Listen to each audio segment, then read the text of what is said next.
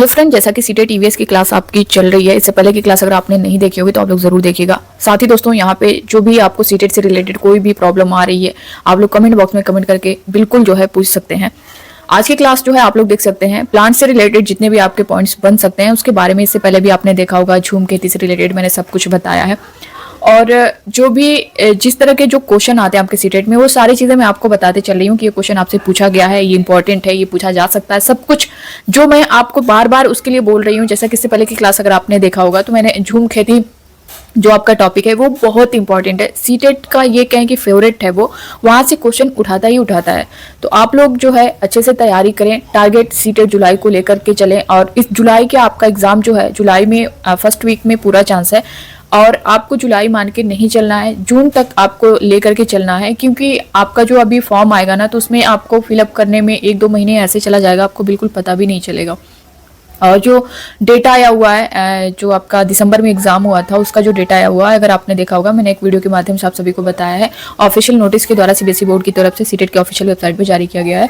उसमें देखेंगे तो क्वालिफाई जो कैंडिडेट हैं उसमें बहुत, चाहे पेपर फर्स्ट हो या फिर पेपर सेकेंड हो, 1,39,000 लगभग जो है क्वालिफाई कर पाए हैं। पेपर सेकेंड में 11 लाख में से अगर आप देखेंगे तो, वहीं जो है 6 लाख में देखेंगे पेपर फर्स्ट में। तो ये अगर देखा जाए तो बहुत ही एक तरह से कहें अच्छा रिजल्ट नहीं कर सकते हैं इसको, कि 11 लाख में जो है 1,39,000 और 6 लाख में 1,37,000 38,000 इस तरह से, तो आप समझ सकते हैं। इसलिए आपको सब कुछ अच्छे से पढ़ना होगा। जब तक आप डिटेल जानकारी नहीं लेंगे आप नहीं कर पाएंगे, क्योंकि अब जो है क्वेश्चन का जो लेवल है धीरे धीरे टफ होता जा रहा है, जैसे कथन कारण करके क्वेश्चन कर रहा है।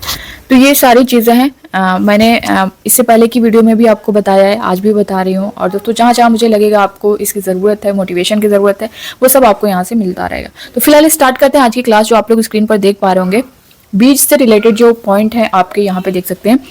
बीजों को प्राचीन समय में सूखी लौकी में रखकर उस पर मिट्टी का लेप कर देते थे, और नीम की पत्तियां इन्हें कीड़ों से बचाती थी। तो एक एक पॉइंट को आप लोग ध्यान में रखिएगा, और साथ ही अगर आप शॉर्ट नोट्स बनाना चाहें तो नोट्स बनाते हुए चलेगा। ये आपके एग्जाम से पहले रिवीजन के लिए बहुत इंपॉर्टेंट होगा। अगला पॉइंट है, पौधे स्वयं भी अपने बीजों को दूर फेंक देते हैं, और कपड़ों में चिपक कर तथा पानी के जरिए भी ये एक जगह से दूसरी जगह पहुंच जाते हैं। सोयाबीन की फलियां जो है पककर फट जाती हैं और उसमें से बीज बाहर निकल जाते हैं। काली मिर्च, सौंफ, गेहूं आदि जो है बीज होते हैं। अगला जो है यहाँ पे देख सकते हैं, नाशपाती, भिंडी, करेला, खीरा, टमाटर, चीकू आदि में बीज होता है। तो इस तरह के क्वेश्चन पूछ देता है, किसमें बीज होते हैं, किसमें नहीं होते हैं। तो आपको ये ध्यान देना है, एनसीईआरटी की जो लाइन है वो उन्हीं से जो है क्वेश्चन उठाया जाता है, ऐसा नहीं है कि कहीं अलग से पूछा जाता है। मिट्टी में गोबर मिलाने से मिट्टी में कीड़ा नहीं लगता है। कपड़े में बंधा हुआ बीज पानी में भिगोए गए बीज की तुलना में जल्दी से अंकुरित हो जाता है, क्योंकि कपड़े में बीज सांस लेने में सक्षम है। अगला पॉइंट है यहाँ पे, यदि बीज को कपड़े में बांध दिए जाएं और उनमें से आधे अंकुरित हो जाएं और आधे नहीं, तो इसका कारण होता है बीज जो है क्षतिग्रस्त थे, बीच में से टूटे हुए थे। ये आपको पॉइंट याद रखना है। बीज में जो है कीड़े लग चुके थे। अगर जो है अंकुरित हो जाए और आधे नहीं, तो उसका कारण क्या हो सकता है, इस तरह से क्वेश्चन पूछ सकता है। ये सीधा यही लाइन उठा के दे देगा, क्योंकि सीटेट में सीधी सीधी एनसीईआरटी की जो लाइन है वही आपको देखने को मिल जाती है। तो ये आपको पॉइंट याद रखना है कि बीज जो है क्षतिग्रस्त हो सकते हैं, इस वजह से जो है अंकुरित नहीं हो पाते हैं बीज, जो या फिर बीच में से टूटे हुए हैं या फिर कीड़े लग चुके हैं, ये सारी चीजें। अगला देख सकते हैं, बीन, पार्टी के बाजे। यहाँ पे जो पॉइंट है इससे रिलेटेड, बीन, तुम्बा, खंजरी और ढोल के अलावा, ढोल के अलावा जो है बाकी तीनों बाजे सूखी लौकी से बनाए जाते हैं। अब इसमें से चारों दे देगा और पूछ देगा कि इसमें से कौन जो है सूखी लौकी से बनाए जाते हैं। तो बीन, तुम्बा, खंजरी ये जो है सूखी लौकी से बनाए जाते हैं, ढोल को छोड़कर, ढोल के अलावा। ठीक है, तो ये आपको चारों याद रखना है। ये 3 कोई दे देगा और एक अदर कोई दे देगा, या फिर एक इसमें से कोई एक दे देगा, 3 अदर दे देगा, कि कौन सा हो सकता है, कौन से सूखी लौकी से बनाए जाते हैं। तो ये आपको याद रखना है। अगला पॉइंट यहाँ पे देख सकते हैं, ये क्वेश्चन आपसे पूछा भी गया है, जंगल से रिलेटेड आपका। जंगल अधिकार कानून 2007 के अनुसार जो लोग 25 सालों से जंगलों में एक जगह रह रहे हैं, तो ये कानून उन्हें अधिकार देता है कि वे इस जगह पर जो चाहे वह उगा सकते हैं, उन्हें हटाया नहीं जाएगा 25 सालों तक। याद रखिएगा, 25 सालों से जो जंगलों में रह रहे हैं उनको जो है ये अधिकार दिया गया है कि वो उस जगह पर जो चाहे वो उगा सकते हैं, उन्हें हटाया नहीं जाएगा। और जंगल अधिकार कानून जो है कब पारित हुआ है, 2007 में। ये आपको ध्यान देना कि ये क्वेश्चन आपसे पूछा गया है, इंपॉर्टेंट है, ये क्वेश्चन पूछा भी गया है कई बार। जंगल का संरक्षण वहां की ग्राम सभा करती है। खानों की खुदाई और बांधों का निर्माण करने से जंगल जो है खत्म होते जा रहे हैं। अगला जो है पॉइंट यहाँ पे कृषि से रिलेटेड है। कृषि एक प्राथमिक क्रिया है। फसलों, फलों, सब्जियों, फूलों को उगाना और पशुधन पालन इसमें शामिल है। विश्व में 50% लोग कृषि से संबंधित क्रियाओं में शामिल हैं। भारत की 2/3 जनसंख्या अब तक कृषि पर निर्भर है।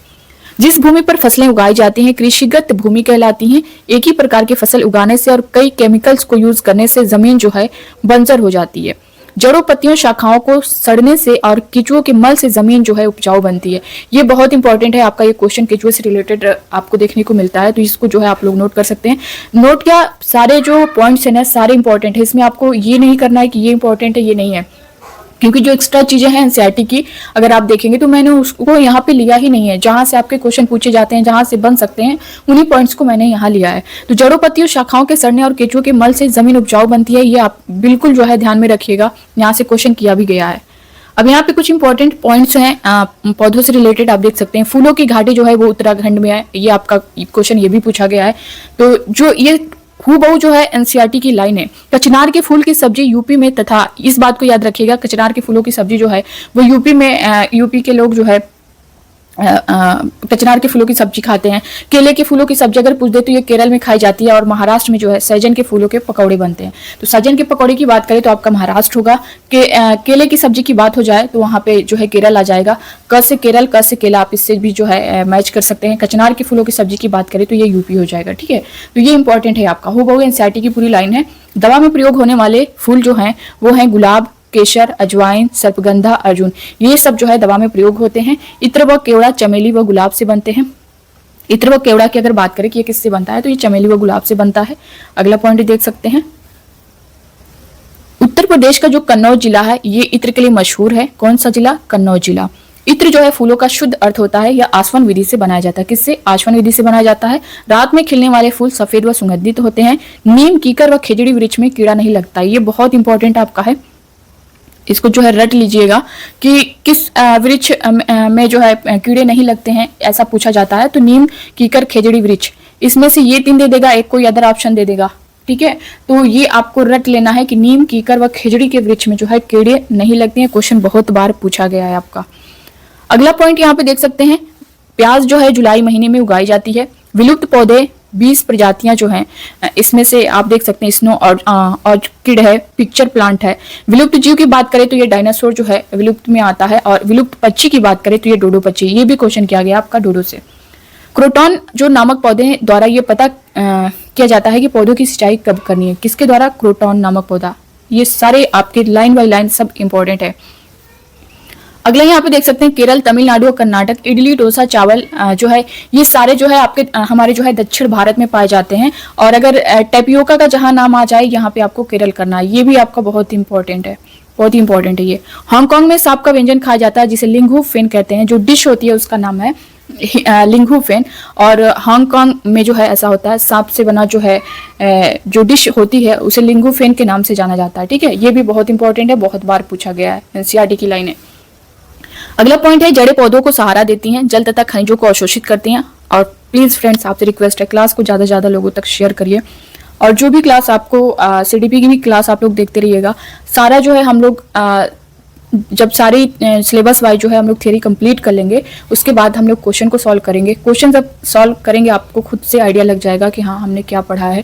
सारे क्वेश्चन आपके ईवीएस की बात करें तो टोटल आपकी एनसीईआरटी आती है। अगर पेपर सेकंड की बात करें 6 to 8 आपकी एनसीईआरटी आती है। तो सब कुछ हमें एनसीईआरटी से ही कवर करना है।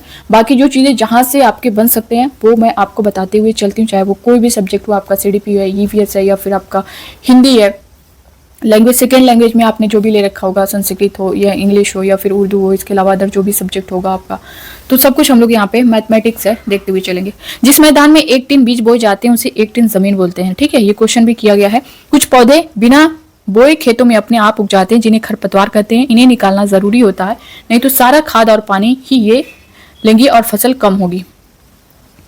अगला यहाँ पे देख सकते हैं दोस्तों, गुलाब जल, ग्लिसरीन, नींबू रस के इस्तेमाल से सर्दी में त्वचा नहीं फटती है। किससे? गुलाब जल और ग्लिसरीन, नींबू रस के इस्तेमाल से। पीपल का पौधा मकान की दीवार पर उग जाता है। कुछ पौधे बिना बीज के उगते हैं जैसे गुलाब है, गन्ना है, केला है। ये सब एनसीईआरटी की लाइन है, ये सब आपको रट लेनी है। छोटे पौधों की जड़ें जमीन के अंदर 2 से 10 इंच तक अंदर होती हैं। बड़े पौधों की जड़ें जमीन के 10 फीट से भी ज्यादा गहराई तक जाती हैं। मुरझाए हुए पौधों को पानी देने से उनकी पत्तियां फिर से हरी हो जाती हैं, क्योंकि जमीन से मिलने वाले आवश्यक पोषक तत्व पानी के सहारे ही पत्तियों तथा पौधों के अन्य भाग तक जाते हैं। तो ये था दोस्तों आज का क्लास।